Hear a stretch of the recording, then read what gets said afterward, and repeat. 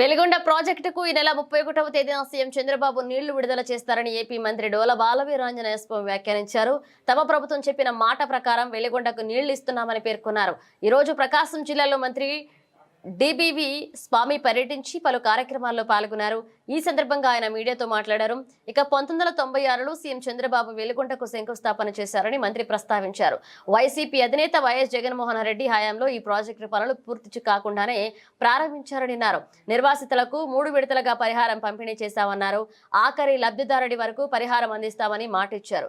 శంకుస్థాపన చేసిన ముఖ్యమంత్రి వెలిగొండను ప్రారంభిస్తున్నారని చెప్పుకొచ్చారు. పోలవరం ఎడమ కాలువ నుంచి కూడా నీళ్లు ఇస్తున్నామన్నారు. సీఎం చంద్రబాబు అపర భగీరథుడిగా మహాయజ్ఞం చేస్తున్నారంటూ మంత్రి డోల బాలవీరాంజనేయ స్వామి పేర్కొన్నారు.